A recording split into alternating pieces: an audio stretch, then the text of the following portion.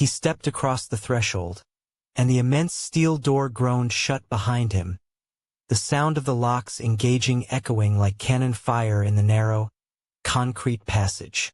The immediate air was stale and cold, a deep contrast to the searing heat of the Mojave sun he'd just left behind.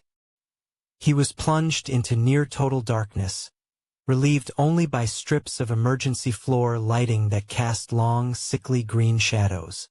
The smell was complex: dust, ozone, and something chemical like formaldehyde. The facility was designed to consume light and silence, a machine dedicated to negation. A voice, tight and nasal, cut through the quiet. "Welcome, Kael. We are grateful you arrived promptly." The speaker emerged from the gloom.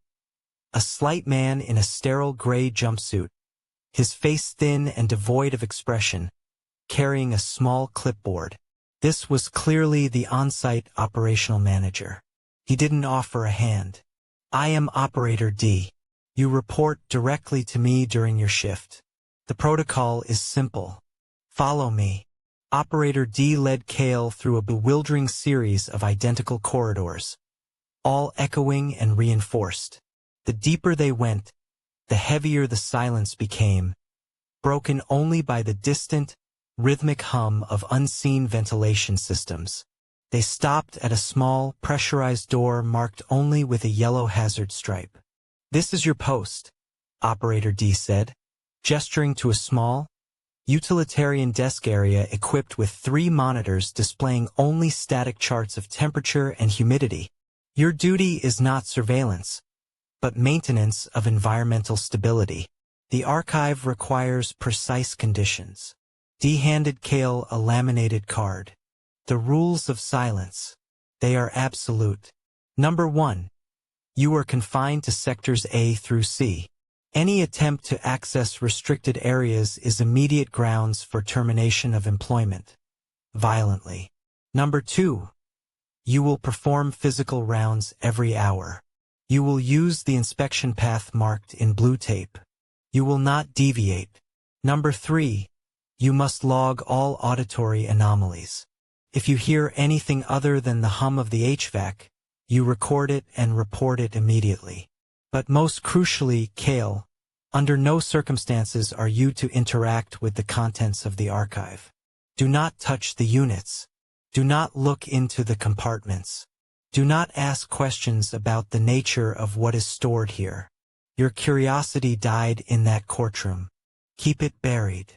Operator D paused, his eyes drilling into Kael's.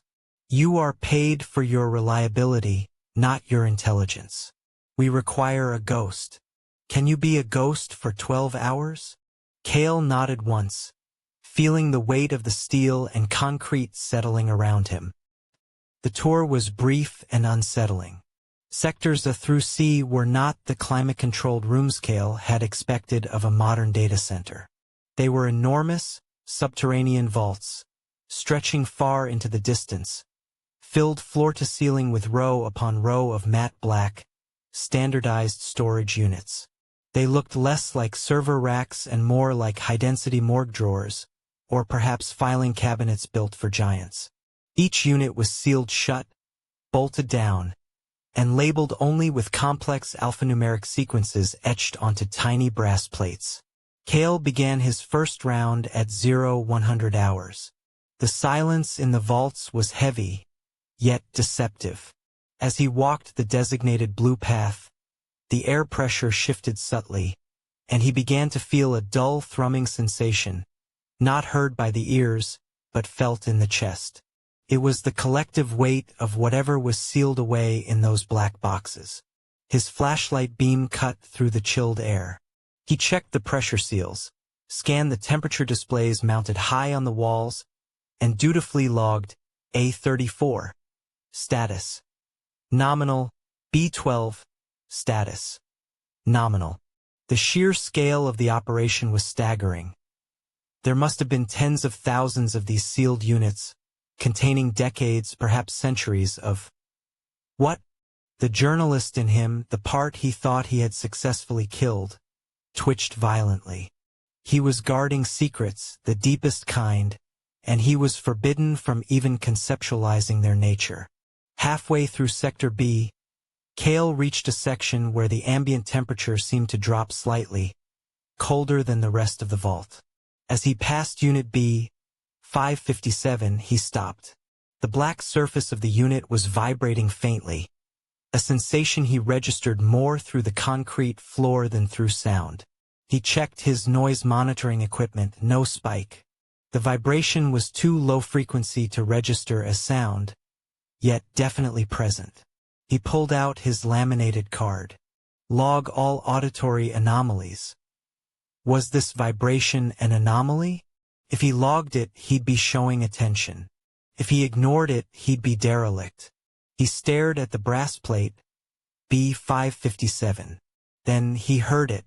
Not the rhythmic hum of the machinery, but something else. A sound so soft it might have been imagined, like the sharp intake of breath. It was a sigh, trapped and muffled, coming distinctly from within B557. Kael took 3 deliberate steps back, pretending to check the temperature gauge on the ceiling above the storage unit. He focused on the digital readout, 45.2 degrees Fahrenheit. Stable. But the faint sigh had been real. It was too specific, too human to be a burst pipe or a rattling vent. His instructions were explicit. Do not look into the compartments. But there were no obvious compartments. These were solid, sealed boxes. Or were they? He adjusted his flashlight beam. On the side of Unit B557, almost imperceptible against the matte finish, was a tiny, recessed observation port, no larger than a dime, covered by a sliding metal shield. It was designed to be ignored, only visible if you shone light directly at it from the correct angle. Kael's mind flashed back to the manipulated photograph of his childhood. They hadn't just used his past to threaten him. They had demonstrated their ability to edit the most personal artifacts of his existence. If the archive stored digital data, why the need for a physical threat tied to memory?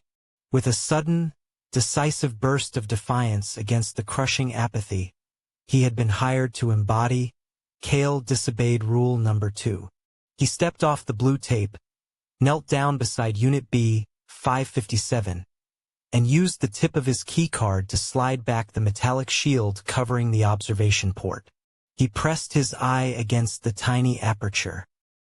The interior was illuminated by a faint, pulsing blue light, like a deep-sea glow. It was not filled with electronics or tapes. The space was small, perhaps 2 feet by 2 feet, lined with padded material.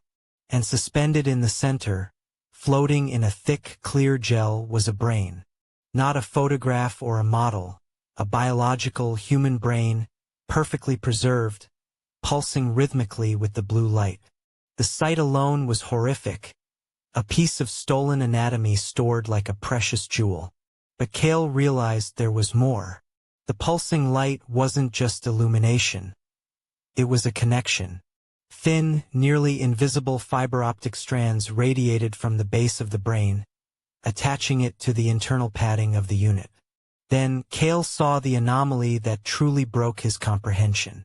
Embedded within the temporal lobe of the suspended organ was a minuscule, flawless gold object. A locket, the exact size of a thumbnail. It was the kind of cheap, heart-shaped trinket a child might give their first crush. Kael recognized it instantly. It was the locket his younger sister, Maya, had cherished. She had died years ago in a meaningless road accident. This was not a generalized storage facility. This was the silent, refrigerated burial ground for the extracted consciousness, memories, and identity fragments of specific people. The sigh he had heard was not the machinery. It was the residual echo of a mind struggling within its containment. Kael jerked back from the unit, stumbling off the blue tape and scraping his knee on the concrete floor. He was not guarding server data. He was guarding the remnants of souls, sealed away like biological evidence. And the organization knew his deepest, most painful loss. They hadn't just stored his sister's memory. They had physically integrated a piece of it into the archive, using her death as a macabre entry key into his subservience. He was the supervisor of the unmaking of identity, and his isolation was now absolute. There was no escape because the cost of leaving was already stored in a black box deep within the Mojave Desert, pulsing faintly with a captive blue light. His job was to ensure that the things people desperately needed to forget, or the things powerful entities needed them to forget, remained perfectly silent. Kael Lynch was an empty vessel, a renowned investigative journalist now buried under 6 figures of debt and the debris of a public disgrace. His currency was silence, his need absolute. Cash untraceable, delivered in total isolation. He found his lifeline in the black market of the deep web, an unsettling job posting nestled between illicit offers. Night monitor at classified data archive. No tech experience required. Lucrative salary. The interview, conducted via an encrypted call, was brief. Director Thorne, a woman whose voice sounded sharp and arctic, showed no interest in Kael's journalistic past or his legal woes. She focused solely on 2 criteria: blind adherence to rules and total commitment to isolation. You do not need to know what this facility archives, Kael. You simply ensure it does not change, Thorne stated. Her voice is programmed as a pre-recorded message. The journey to the Nocturnal Archive was a deliberate severing. 3 days of driving deep into uninhabited Arizona desert, a place where cell service died and GPS became guesswork. The facility that greeted him was a solitary, aging concrete compound, windowless and sunken, resembling a tomb baked under the arid sun. The sensation of being utterly cut off from the external world washed over him, bringing the cold peace Kael had desperately sought. The main entrance was sealed by a colossal metal door secured with an electronic lock that had no keypad. Following Thorne's instructions, Kael rummaged through his pack and located the small envelope given to him at their final rendezvous point. Inside was an old, faded Polaroid. It was a picture of him as a young boy at a birthday party. What was chilling was that the faces of everyone else in the image, his parents, his friends, had been perfectly smudged out, as if someone had used permanent marker to erase their identities. On the back, Kael found the access code scrawled in Thorne's handwriting. As he entered the sequence, the heavy door groaned open, swallowing Kael into the chill darkness within. He knew in that instant that this was not merely a job, it was an initiation, and this place operated directly on his past and his self. The control room air was thick with ozone and aged dust. Though called a data facility, the room was a jumble of obsolete technologies.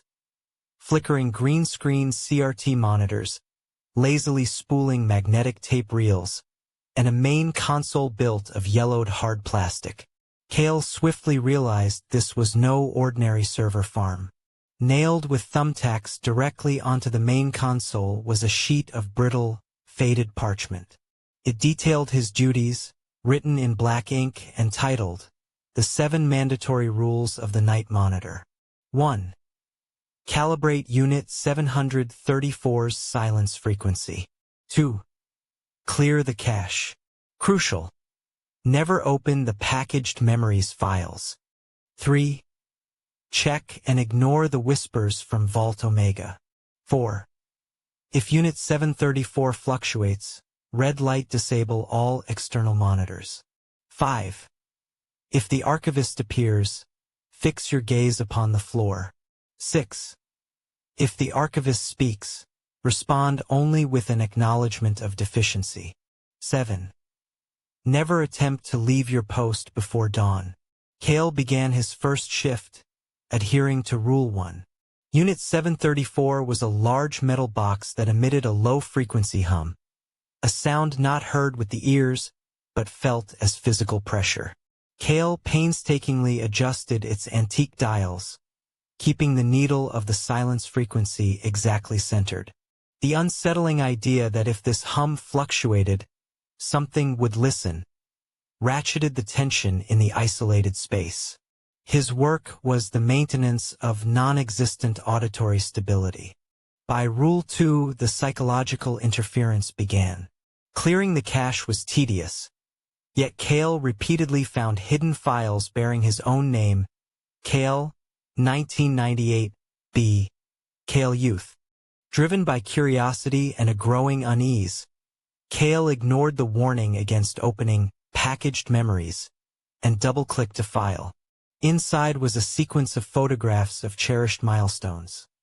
His college graduation, his first camping trip, the day he received his first journalistic award.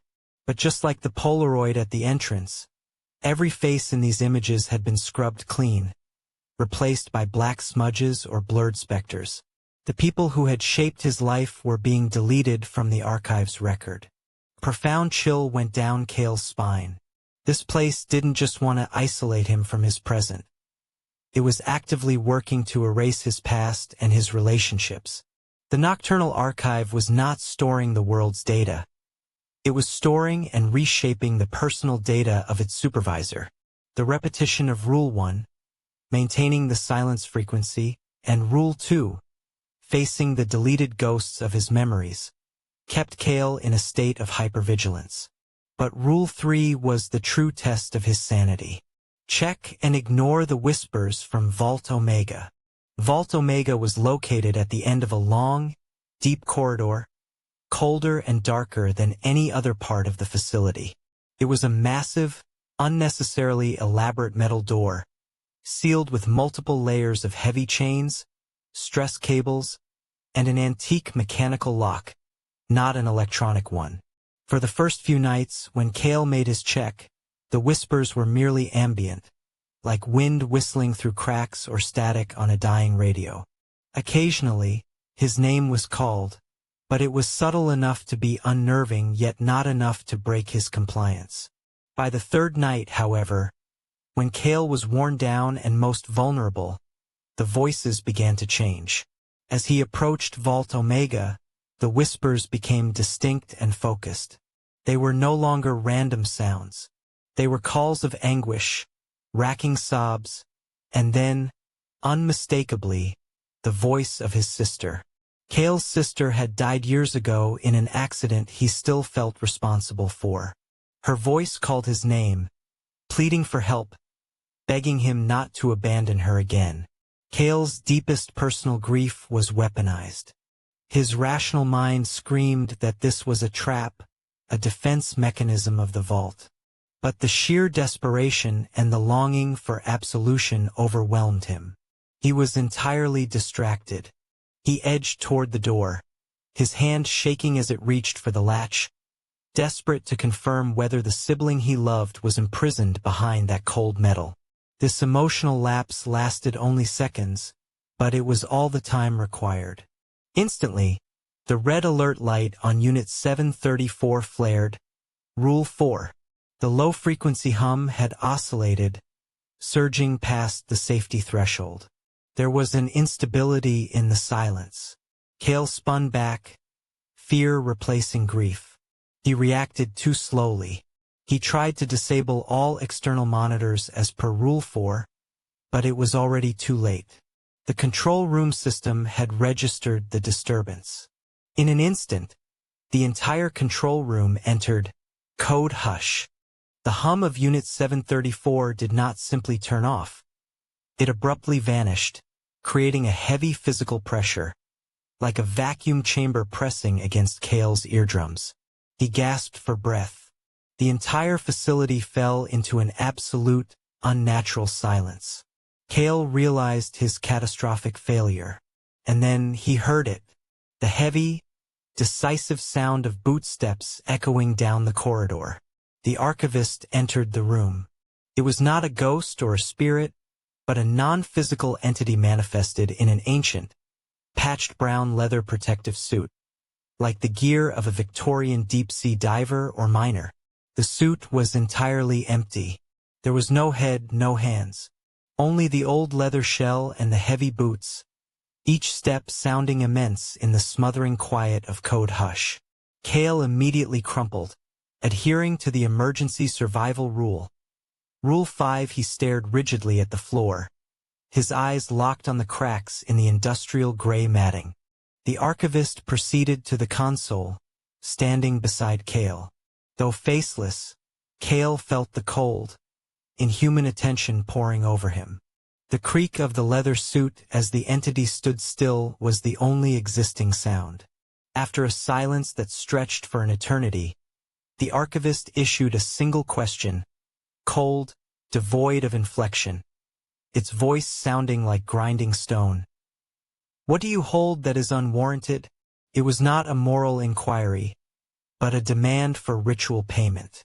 Kael understood that the unwarranted thing was whatever had caused the fluctuation, whatever part of him had broken the archive's balance. By pure survival instinct, Kael choked out his required answer, an admission and acceptance of the fee. I acknowledge deficiency." The archivist stood still for one beat more. Then the heavy bootsteps began to fade, retreating from the control room. The crushing pressure of code hush lifted, and the low-frequency hum of Unit 734 reappeared, faintly and steadily. The crisis had passed. Kael remained staring at the floor long after the entity was gone before daring to look up. Right on the main console where the archivist had stood was a new object. It was a cold, perfectly smooth, metallic sphere the size of an egg. Kael reached out and touched it. It was not technology nor stone. It was a memory extracted from his mind. As Kael stared at the sphere, he felt a void in his awareness, a sudden blank where a critical piece of his past should have been. He couldn't recall what it was, but he knew it had been there. The archivist had taken its payment. Following the terrifying event, Director Thorne appeared in person for the first time, walking through the main corridor into the control room just as the sun broke the horizon. She offered no comfort, no scolding, only clinical explanation, as if analyzing dry data. The silence frequency oscillated by 3.4%. Vault Omega attempted to breach. The archivist restored stability. She looked directly at Kael, who was pale and trembling. "This is not an electronic data facility, Kael. This is a holding place for things deleted from the timeline. Identities, memories, and alternative choices humanity wished to bury." Thorne revealed the archivist's true nature. It was not a phantom or a spirit, but a maintenance entity, a mechanism triggered by instability, the fluctuation of the silence frequency, and paid in the supervisor's human fragments. To maintain the silence, there must be exchange. You inadvertently provided it with what it sought, a piece of emotional memory charged by your weakness. Each night, if there is a fluctuation, the archivist will seek another memory to sustain balance. Thorne warned. You must learn to control the loss, or you will become a hollow shell. Kael grasped the horrifying truth. He could not escape. This place was a perfect prison, and the archivist was an unrelenting tax collector. He could not fight the entity, but Thorne's words had planted a new strategy in his mind. Rather than trying to guard every memory, he decided to actively control what was taken. Kael began to work. He spent his downtime scouring the system's hidden files, not to delete data, but to curate his least important or most painful recollections, the shames and failures he had long wished to erase. He sorted them, packaging them neatly into files he called offerings, placing them in easily accessible directories. Kael Lynch had become a memory vendor. He used the scraps of his past as ransom for his survival. He had found a dreadful new equilibrium in this horror, but the price was the gradual, nightly erosion of himself. He was slowly deleting his own existence to maintain his terrible job. Kael finished his second shift exhausted, physically and mentally. He had mastered the calibration of Unit 734's silent frequency, Rule 1, a low, heavy hum that felt like the very heartbeat of the facility. If that hum wavered, it signaled instability, and Kael kept it flatlined like a monitored EKG. Yet, clearing the cache, Rule 2, remained a subtle assault. Each night, the number of hidden files bearing his name increased, and each surviving photograph lost a familiar face, replaced by a blank, blackened void. Kael was beginning to understand that the Nocturnal Archive didn't just demand his privacy. It demanded his identity. It seemed that to work here, he had to slowly become a person without a past, a non-entity. This erosion of identity prepared him for his greatest psychological challenge. Rule 3. Rule 3. Inspect and ignore the whispers from Vault Omega. Direct engagement is unacceptable. The entrance to Vault Omega lay at the end of the vein. A long, frigid service corridor lit by flickering neon tubes that created a strobe effect like an acute migraine. The passage stretched for hundreds of meters, encased only in bare concrete and rusting green ductwork. It did not resemble a data repository. It felt like a tunnel leading deep inside a sleeping organism. At the corridor's end was Vault Omega. Not a modern security door, but a massive, ancient, almost primal block of metal, sealed by a mesh of heavy chains, padlocks, and thick cables. Kael estimated there were at least 20 layers of physical locks, each suggesting ritualistic guardianship more than functional security. Kael began his nightly inspection run. The first night, the whisper was merely acoustic interference. As soon as he approached the vault's vicinity, the air grew heavier, and a sound began emanating from behind the door. It sounded like thousands of voices speaking at once, with no discernible words. A chaotic murmur, the sound of forgotten people, deleted histories, choices never made. It was statistical, impersonal. Kael, breathing through an old dusty respirator, strictly adhered to Rule 3. He walked past, logged the acceptable decibel level on his handheld meter, and returned to the control room. Vault Omega inspected, he reported into the audio log, his voice monotone. Whispers stable. He felt mildly unnerved, but professional.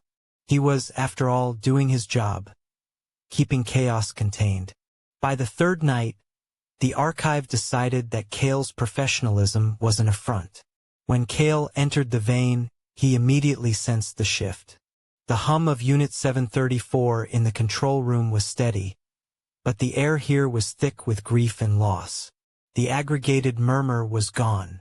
Instead, it was replaced by distinct, selective sounds, calibrated precisely for Kael. First came a telephone ringtone he had long forgotten, his mother's before she died. Then, the sound of a vicious argument in a courtroom, the bitter words he had spoken as his career imploded. Memories he had tried to bury beneath this desert were now being broadcast live, filtered through the vault's heavy metal. Kael squeezed his eyes shut, trying to push them out. Ignore. Ignore. This was the job. This was why he was paid. But then it happened. A faint, muffled whisper, utterly unmistakable. Kael? Kael's body seized up. This sound was not a generic piece of the past. It was Sarah's voice, his sister. Sarah had died 15 years ago in an accident Kael perpetually blamed himself for. That guilt was his final defense wall, a pain he had sealed tighter than Vault Omega. It's cold, Kael. I'm in here. The voice became choked, followed by the small, childlike sob Kael remembered most vividly from her last day. Kael dropped the frequency meter onto the concrete floor. The metallic clang echoed like a gunshot in the corridor silence. His professionalism vanished. He was no longer Kael, the well-paid night monitor. He was a desperate older brother. Sarah? Kael whispered, his steps trembling. The whisper responded instantly, clearer now. I'm here. They said I was the thing that got deleted. Can you get me out? An agonizing, Insane wave of hope washed over Kael. Vault Omega doesn't hold data. It holds things that have been erased. Were the memories the individual scrubbed from the timeline. Was his sister one of them, held captive in permanent deletion? Kael approached the vault door, all rules forgotten. He pressed his ear against the cold metal, feeling the chilling dampness seep through his shirt fabric. "What are you doing in there?" he almost screamed, knowing the answer would not be an explanation. "You left me," Sarah's voice rang out, now a desperate cry, perfectly matching the way she cried in Kael's perpetual nightmares. "You forgot me, Kael. They took everything. You have to open the door." This pain was a weapon. The archive didn't need to destroy the physical facility to achieve its goal. It only needed to destroy the supervisor's sanity. Kael raised his hand. The first lock was a simple metal bolt encased in old leather. Cold sweat beaded on his forehead. If he unlatched it, he would irrevocably violate Rule 3. He would fail the core mission he was hired for. But if he didn't open it, he would be abandoning Sarah all over again. His fingers brushed the latch, feeling its roughness. Just a push, just an act of courage or madness. Kael was ready to break it. In that precise moment, when Kael's will was eclipsed by his anguish, the silent frequency broke. Somewhere, deep inside the control room, a high-pitched shriek tore through the stillness. It was Unit 734's core alarm. Rule 4. In the event of silent frequency oscillation, all external monitors must be deactivated within 3 seconds. Delay invites intervention. The deafening shriek ripped Kael from his frenzy. He lurched back from Vault Omega, Sarah's memory still ringing in his ears, but survival instinct took over. He ran wildly back down the vein, past the shadows and the flashing lights.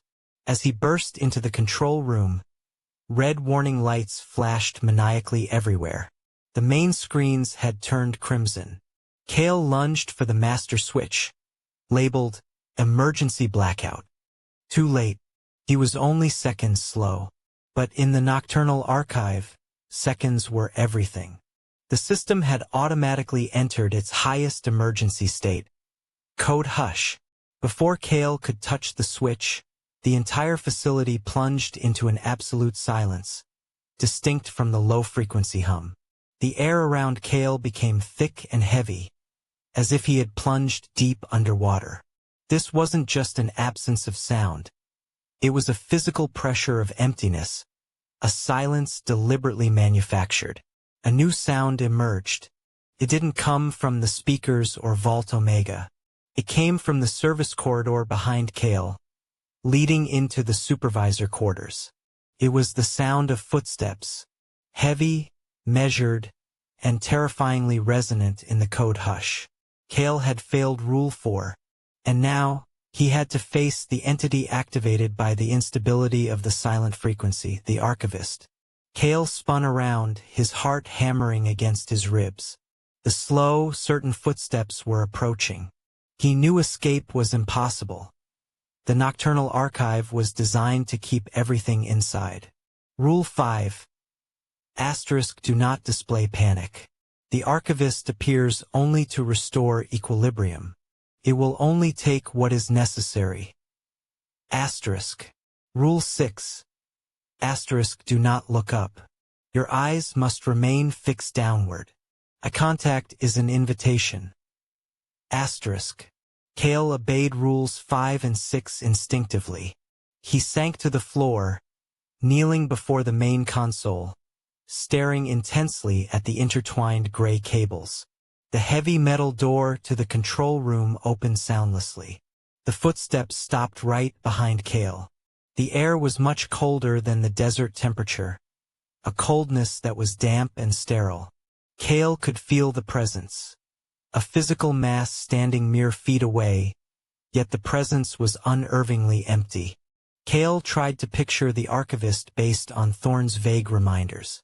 It wasn't a ghost or a demon.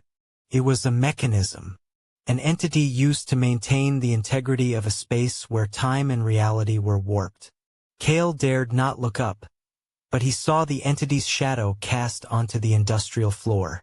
It had the shape of a tall man, encased in dark, worn leather protective gear, like a Victorian diver or a post-war maintenance worker. The suit featured a heavy hood, and there was no suggestion of a face or body inside. It was hollow yet moved with the weight of stone.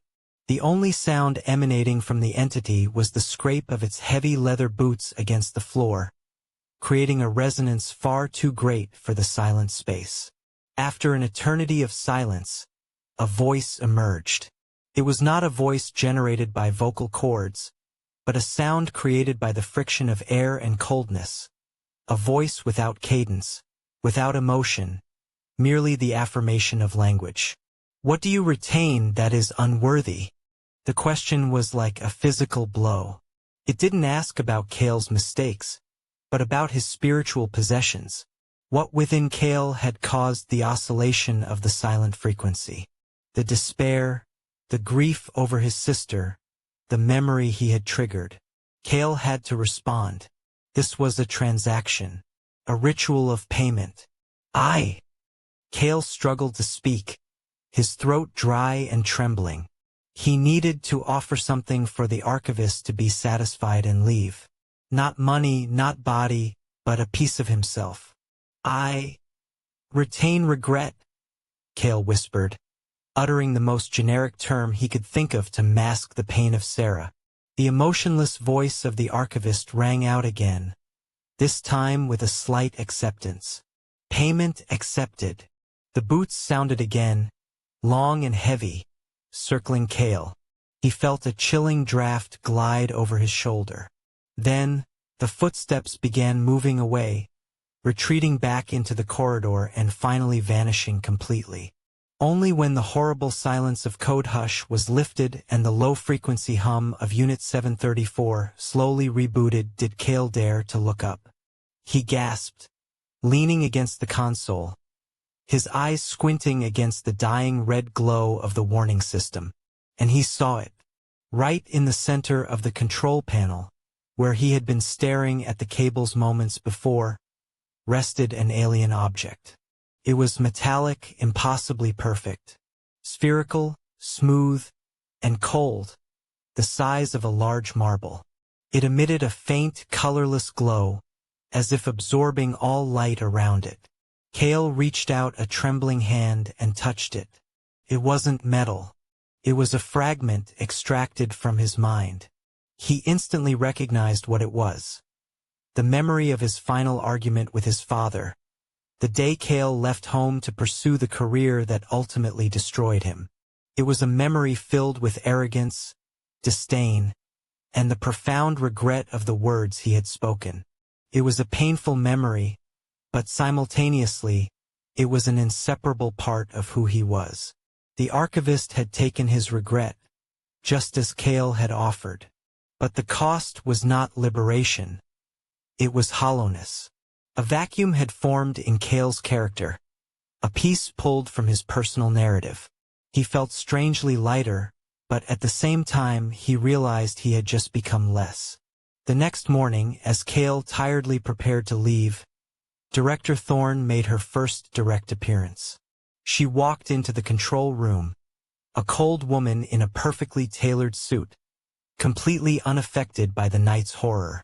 She looked at the exhausted Kael, at the spherical memory on the console, and then at the clock. "You failed Rule 4, she stated simply, her voice sharp as steel. "You were 4.7 seconds slow.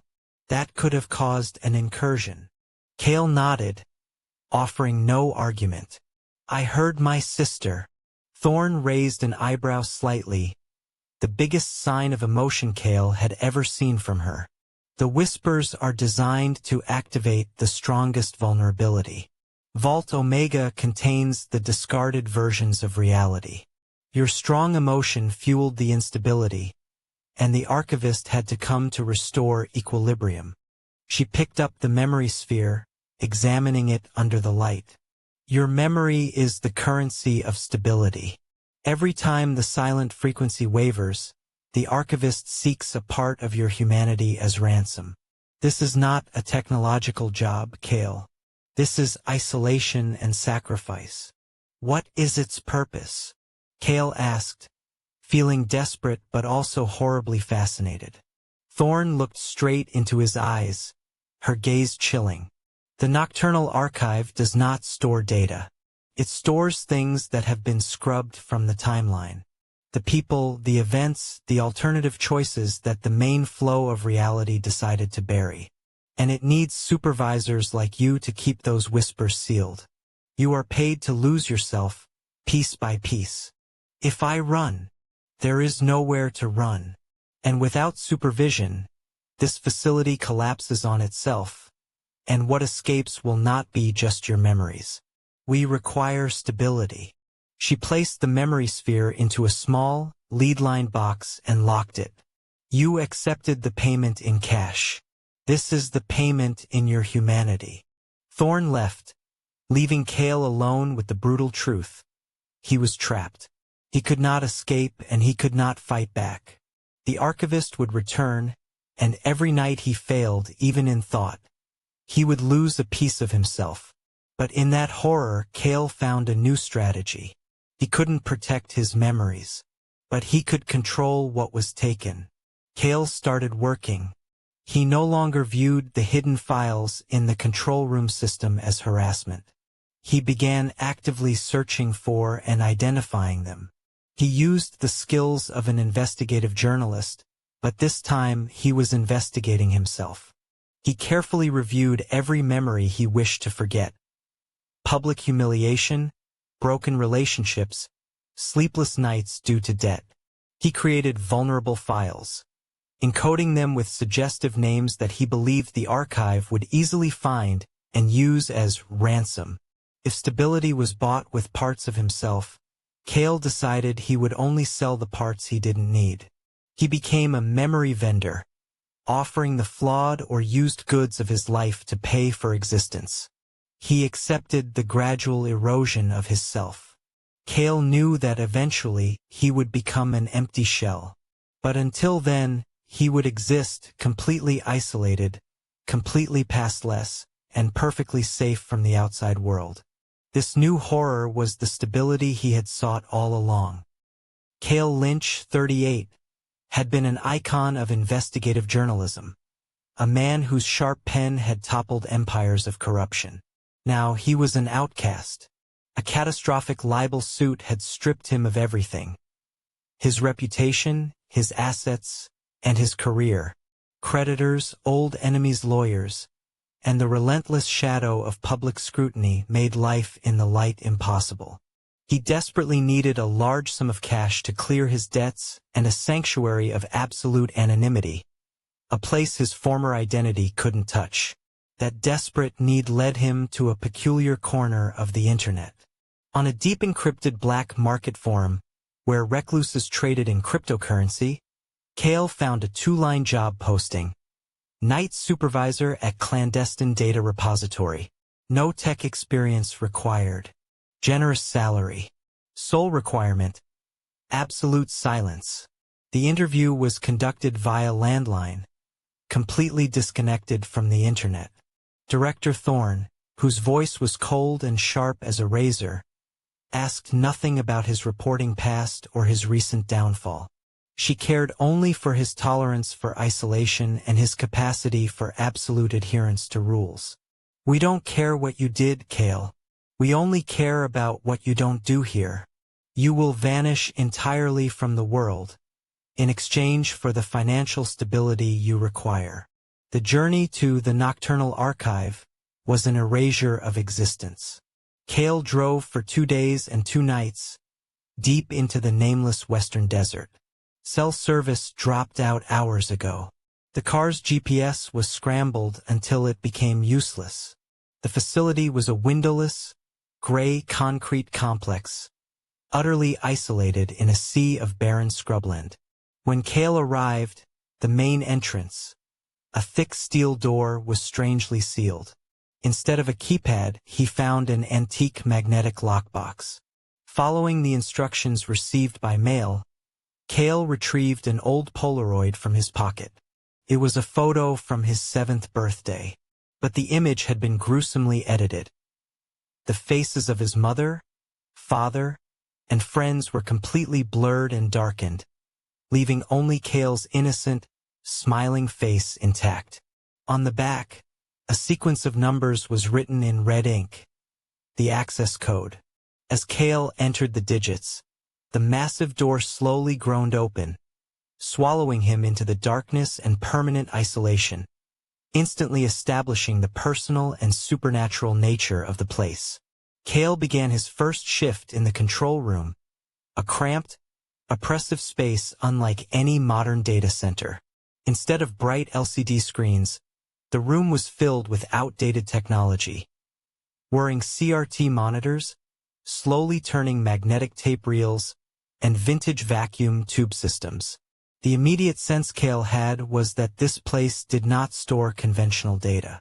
Immediately, he saw the 7 mandatory rules.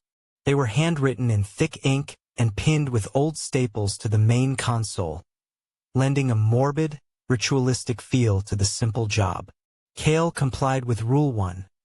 Calibrate the silence frequency of Unit 734. Maintain absolute stability. He noted the existence of a low-frequency hum, almost imperceptible, emanating from the walls. The gauge on Unit 734 indicated this frequency had to be maintained at 40 Hz. Any fluctuation was accompanied by a red ink warning beneath the rule. If the frequency wavers, something will listen. Rule 2 triggered his first psychological disturbance. * Perform routine cache deletion. Do not inspect corrupted files.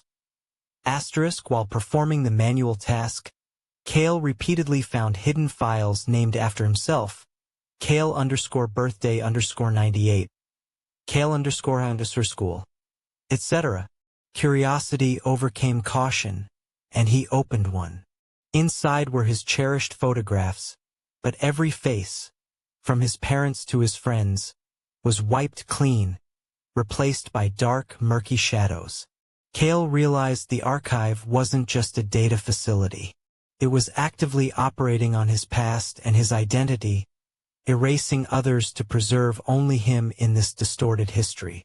The isolation and psychological pressure intensified as Kael faced Rule 3. Acknowledge and disregard the whispers from Vault Omega. Do not approach the lock. Kael walked the facility's long, dark corridors.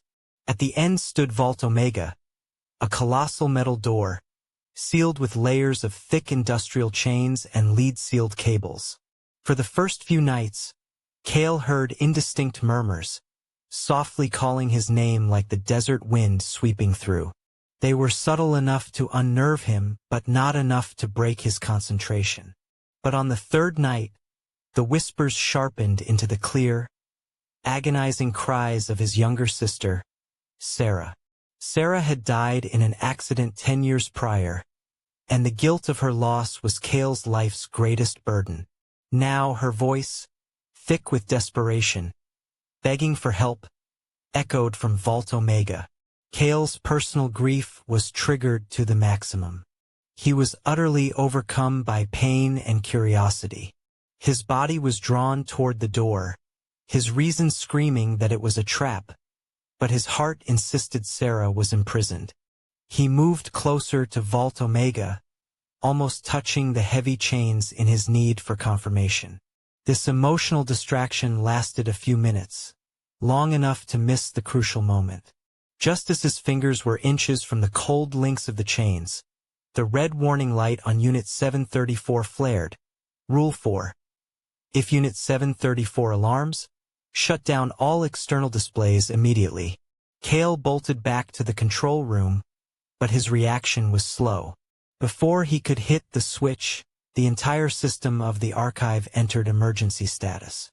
The moment Kael slammed his hand onto the shut-down external displays button, the facility entered code hush. The 40 Hz hum cut out abruptly. The ensuing silence was not the absence of sound. It was a physical, heavy entity that pressed against Kael's chest. The pressure was so intense he had to consciously shallow his breathing to avoid making noise. All ambient sounds vanished, save the frantic pounding of Kael's own heart. The old computers were still technically running, but the cooling fans, the drives, and the whine of the CRT screens were all choked off. Kael knew he had failed disastrously. He had been lured by the whispers of Vault Omega, compromised the frequency stability, and violated at least 3 rules in 10 minutes. In that deadly quiet, the only sound that surfaced was the heavy, dry thump-thump of rigid leather soles approaching the control room. Kael adhered to the last critical survival rules, Rule 5. When footsteps are heard, never look up, and Rule 6. Never speak unless spoken to. He slumped in his chair, eyes fixed on the concrete floor cracks, trying to empty his mind. The archivist stepped into the room. It was a non-physical entity, yet it carried a terrifyingly material presence.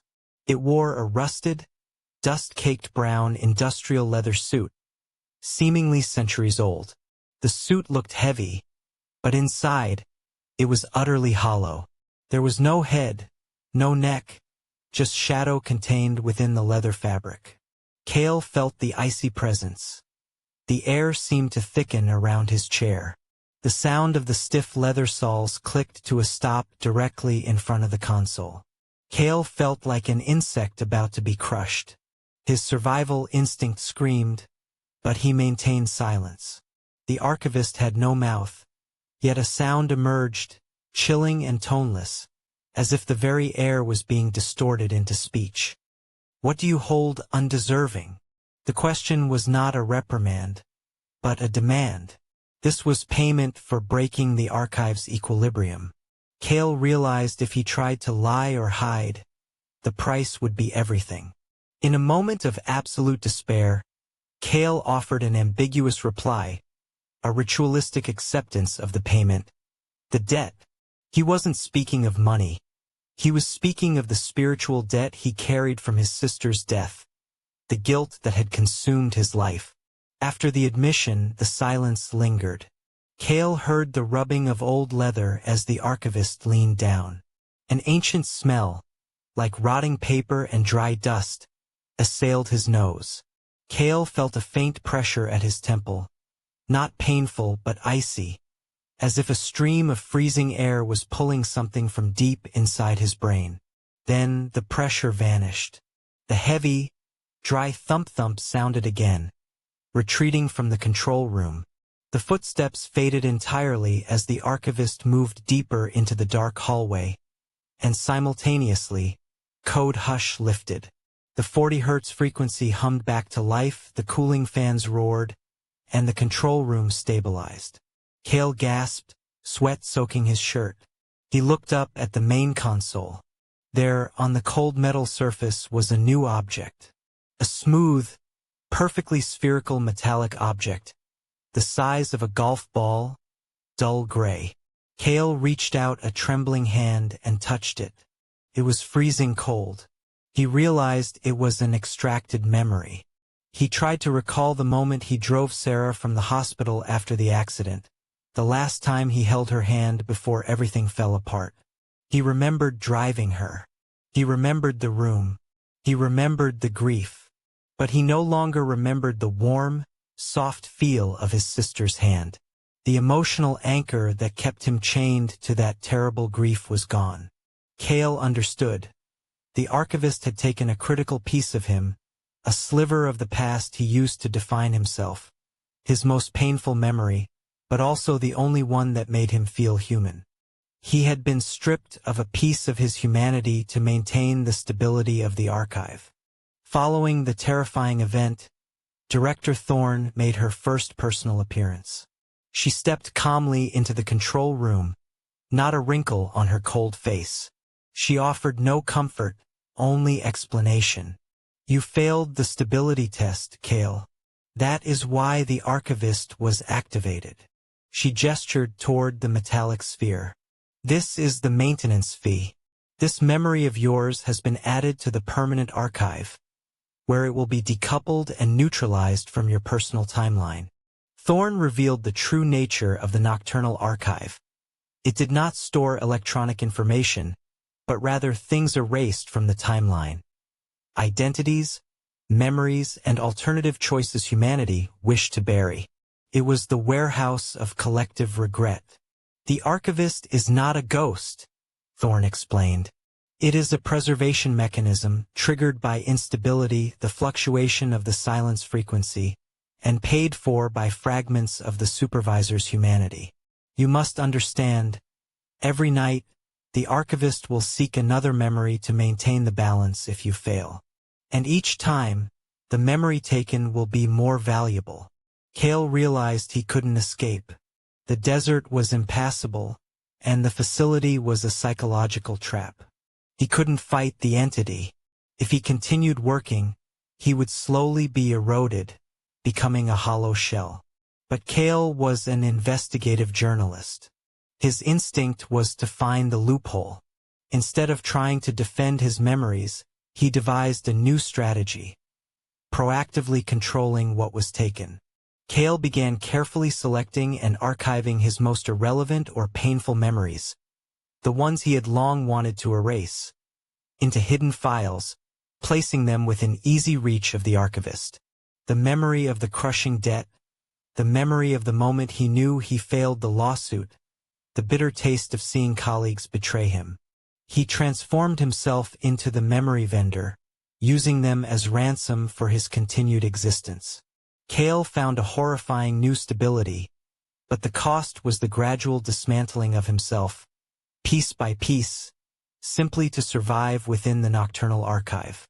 Kael, a disgraced investigative journalist, was nothing but a shadow now. Once famed for exposing massive corporations, he was drowning in crippling debt and an urgent need to disappear. His requirements were simple: a large, untraceable sum of cash and absolute, total isolation. He needed to erase his public past, hoping his disappearance would halt the pursuit, both by his creditors and by his most horrific memories. In the darkest corners of the network, on a sealed forum for those who sought to vanish, Kael found an anomalous job posting: overnight monitoring at a closed data facility. No tech experience required. Lucrative salary. The interview was conducted via a crackling telephone line with Director Thorne, a woman whose voice was cold and nearly devoid of inflection. Thorne cared nothing for his qualifications, his journalistic history, or why he needed the money. She only demanded two things: absolute reliability and the unquestioning ability to follow rules. Her complete indifference to Kael's chaotic personal file was both a profound relief and a source of deep suspicion. The journey to the Nocturnal Archive was a deliberate severing of ties. Kael drove for hours on fractured asphalt roads, cutting through the unforgiving desert. Cell service died long ago, GPS soon followed. As the sun set, he located the lone, dark concrete complex beneath a moonless sky. The feeling of being cut off from the world was the terrifying security he had sought. He arrived to find the main entrance sealed, a heavy steel door locked tight. Following Thorne's final instructions, he located an old digital lockbox. The access code was not numerical. It was scrawled on the back of an old Polaroid photograph, a picture of Kael as a boy standing next to his family. Yet the faces of everyone else in the photo, his father, mother, and sister, were blackened blurs, erased with a stroke of darkness. The act of opening the door with this personalized and strange code established the nature of the place. This was not just a data repository, but an operation focused on Kael's own history and identity. Inside, Kael stepped into the control room, a space entirely contrary to the high-tech facility he had imagined. It was filled with obsolete technology, CRT monitors flickering weak green light, and vintage computer systems that emitted a strained, wheezing whir of cooling fans. There were no flash drives, no modern servers, only reels of magnetic tape and rotary dial controllers. Kael sensed this place stored not conventional data, but something far more organic and ancient. Nailed to the main console using heavy thumbtacks was a wooden placard. It bore the list of the 7 mandatory rules, written in thick black ink, lending a disturbing ritualistic feel to the job. Kael began his first shift by adhering to Rule 1, calibrate the frequency of silence on Unit 734. He noted the presence of a continuous, low-frequency hum, a constant, deep sound permeating the facility. The frequency gauge for Unit 734 had to be kept precisely at 0 MHz. The notion that if it wavered, something would hear, amplified the tension in the control room, turning silence into a physical pressure. Then, Rule 2 presented the first psychological intrusion: execute routine cache deletion. As he ran the deletion commands on the archaic systems, Kael repeatedly found hidden files named after him, deeply encrypted within the cache. Inside these files were not database records, but Kael's own personal memory photos, a teenage camping trip, college graduation, a first date. In every single image, however, every face, from parents to friends, was defaced, replaced by featureless, shadowed voids. Kael realized what the archive was doing. It was operating on his past and his identity, systematically isolating him from the people who had once defined him. The tension compounded with every shift, driven not by the work but by the oppressive nature of the rules. Kael moved to the most dreaded part of his night. Rule 3. Inspect and ignore the whispers from Vault Omega. He had to walk down a long, dark corridor, lit only by faint emergency lamps. At the far end stood Vault Omega, an immense metal door sealed by multiple layers of chains, cables, and ancient padlocks. During the initial inspections, Kael heard indistinct murmuring, like wind whistling through the crevices of a hollow chamber. Occasionally, it would coalesce into a sound calling his name, but it was subtle enough to disturb him without forcing him to act. On the third night, the incident escalated. The whispers became distinct calls and anguished sobs. Kael recognized the voice. It was his sister who had died years ago in an accident. The voice carried fear and desperation, repeating questions Kael had tortured himself with for years. Kael's personal emotion was fully engaged. The pain, the guilt, and a burning curiosity compelled him to move closer to Vault Omega. Utterly distracted, Kael approached the door, his hands shaking as he reached out, nearly touching the locking mechanism. In a moment of madness, he wanted to confirm if his sister was being held inside. This emotional distraction caused him to miss the crucial moment. Just inches before his finger touched the latch, Unit 734's red alert light flashed. Rule 4. Ensure immediate stability of the frequency of silence. The frequency had violently spiked, moving past the warning threshold. Kael stumbled back toward the control room, but his reaction was slow. He failed to turn off all external screens and mask the light sources before the system defaulted to the emergency state. The alarm was not a shrieking siren, but a single, profound clack. The control room systems shifted to code hush. The entire facility fell into absolute silence, a vacuum of stillness so profound that physical pressure weighed down on Kael's eardrums. This new environment nearly suctioned the air from the room. Kael realized he had failed spectacularly. And then he entered. The archivist was neither a ghost nor a shadow. It was an incorporeal entity that only manifested through a suit of old, stained brown leather coveralls. The suit was utterly hollow, with no body shape inside, yet it moved with a chilling certainty. The only thing that broke the oppressive silence was the horrifying sound of heavy, old boot heels reverberating across the concrete floor, each step a deliberate chisel into the void. Kael, by pure survival instinct, immediately adhered to the emergency survival protocols. Rules 5 and 6: do not speak, do not question, Do not look. He stared intently at the dimly tiled floor, his entire body tight as a drawn wire. The archivist stopped directly across from him. The pressure in the room intensified until Kael felt his skull might shatter. Then, a single question was spoken, cold and toneless, as if the air itself compressed to form the words. "What do you hold undeserving?" It was not a question demanding a confession, but a ritual demanding payment. Kael, daring neither to move nor think, uttered a muffled response driven by pure dread. "I accept." The heavy boots began to withdraw, each step slow and deliberate. When the sound had completely faded, Kael took a deep breath and slowly looked up. Centered on the console, where he usually kept his notebook, was an object. It was a cold, smooth, perfectly spherical metallic orb, the size of a golf ball. It was not gold or silver, but an amorphous gray that seemed to absorb all surrounding light. Kael instantly knew what it was. A memory extracted from his mind. A core piece of his past, removed as a maintenance fee for his failure.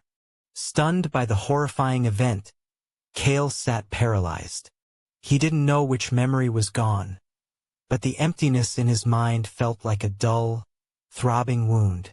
A wound that didn't bleed, but represented the absence of a part of himself. That was when Director Thorne first appeared in the control room in person. She walked in without a sound, slender but radiating an absolute authority. She gazed down at the metallic sphere on the console.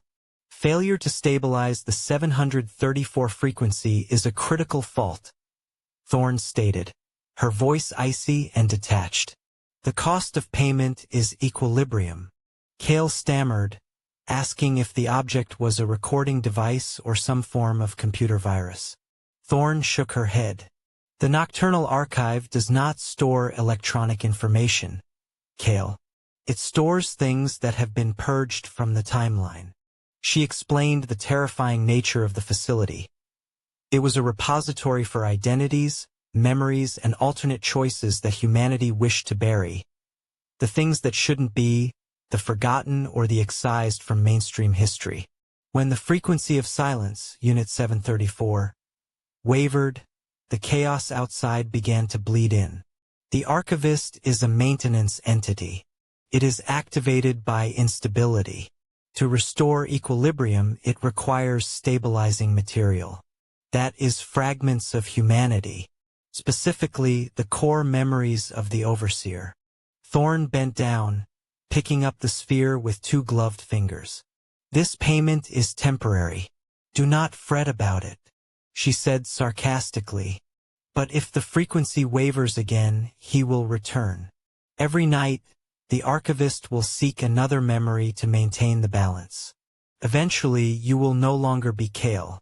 You will merely be an individual without a history, perfect for this work." Thorne's explanation was not meant to comfort, but to emphasize his helplessness. Kael looked toward the door. The desert. He could not escape. The facility was not holding him captive. It had bought him, and he still needed the money. Instead of trying to protect his memories, a fight he couldn't win, Kael decided on a new strategy. He would control what was taken. If his survival depended on paying in pieces of himself, he would choose the cheapest ones. Over the next few hours, Kael began this new act of self-sabotage. He used the archaic computer systems he previously used for cache deletion. This time, he wasn't deleting. He began to manually isolate the most insignificant memories, or conversely, the most traumatic ones he had spent his life trying to forget. His sister's death, the shame of his journalism scandal, the crushing weight of his debt. He distilled them into pure data, then compressed them into deeply hidden files within the control room, tagging them with a mental barcode. Clearance stock. He had found a new purpose. He transformed himself into a memory merchant, using fragments of his own suffering as ransom for his survival. If the archivist wanted payment, Kael would ensure he had something to take, but only things Kael was willing to surrender. He sat before the console, his eyes weary but his mind terribly awake. Kael realized he had found stability in this new horror. He was no longer running from the past. He was trading it. The cost was the gradual erosion of his self, but for Kael, a man who had yearned to erase his former self, it seemed like a perfectly economical solution. He only hoped that, once everything awful was drained, there would be enough Kael left to last until the final paycheck.